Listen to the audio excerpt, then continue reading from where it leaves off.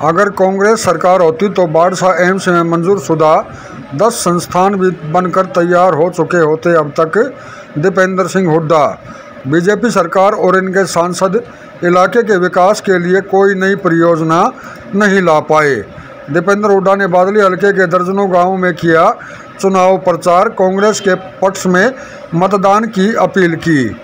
सांसद दीपेंद्र हुड्डा ने बादली हलके के गांव खेड़का गुजर, गोयला कला, शाहपुर, देसरपुर, जरगतपुर, गंगड़वाल, लूकसर, गोबाना, माजरी, बादली, दरियापुर, लगरपुर, देवरखाना, लोट, बाड़सा, मुंडाखेड़ा, इस्माइलपुर, फतेहपुर, याकूबपुर आदि गांवों का दौरा किया। कांग्रेस के पक्ष में मतदान करने की अपील की। उन्होंने कहा कि करीब 19 वर्षों के कार्यकाल में लोगों ने उनका काम भी देखा है और उनका आचरण भी देखा है। उन्होंने हरियाणा को स्वास्थ्य सेवा शिक्षा का हब बनाने के लिए बाड़सा एम्स 2 राष्ट्रीय कैंसर संस्थान के अलावा राष्ट्रीय महत्व के 10 संस्थान मंजूर कराए थे। इनमें से एम्स 2 राष्ट्रीय कैंसर संस्थान का काम पूरा कराकर इन्हें शुरू भी करा दिया था, लेकिन 2014 में सरकार बदलने के बाद बीजेपी सरकार ने बाड़सा एम्स 2 के बचे हुए 10 संस्थानों के काम में रोड़ा अटका दिया।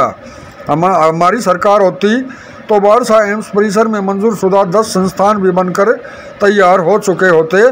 एम्स 2 राष्ट्रीय कैंसर संस्थान समेत 600 बेड का नेशनल कार्डियोलॉजिस्ट सेंटर, 500 बेड का जनरल पर्पज हॉस्पिटल, 500 बेड का नेशनल ट्रांसप्लांट सेंटर, 500 बेड का national centre for child health, 500 bed का डाइजेस्टिव डिजीज सेंटर, 200 बेड का national institute for geriatrics, comprehensive rehabilitation centre, 120 bed का centre for blood disaster, centre for laboratory medicine, national for nursing education and research जैसे संस्थानों के कारण झज्जर जिला पूरे देश में स्वास्थ्य सेवाओं के नक्शे पर चमक रहा होता।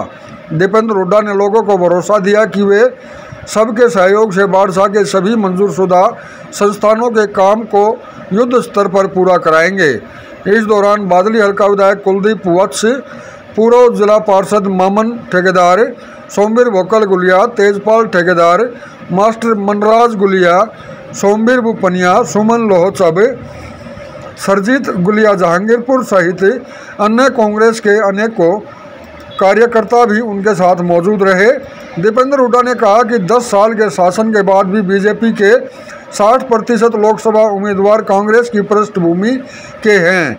ऐसे में बीजेपी नेताओं का ये कहना कि कांग्रेस को उम्मीदवार नहीं मिल रहे बेहद हास्यास्पद है।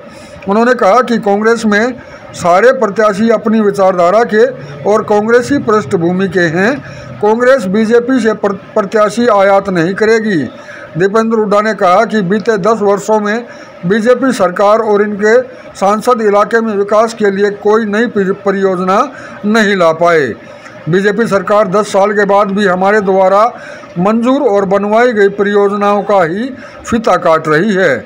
उन्होंने कहा कि वर्ष 2008 में पारंपरिक स्वास्थ्य सेवा को बढ़ावा देने के लिए झज्जर के देवरखाना गांव में 63.88 करोड़ रुपए की लागत वाले केंद्रीय योग एवं प्राकृतिक चिकित्सा अनुसंधान संस्थान को यूपीए सरकार से मंजूरी दिलाकर 2009-10 में ज़मीन अधिग्रहण कराकर उन्होंने इसका काम शुरू कराया था।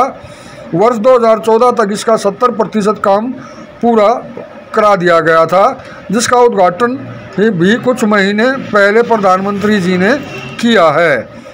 दीपेंद्र हुड्डा ने अपने संबोधन में बादली के विकास की कई परियोजनाओं का जिक्र किया और बीजेपी सरकार द्वारा इन परियोजनाओं को पूरा न कराने या फिर कराकर खुद उद्घाटन करने की बात कही। इस मौके पर ग्रामीणों द्वारा दीपेंद्र हुड्डा का भव्य स्वागत किया गया।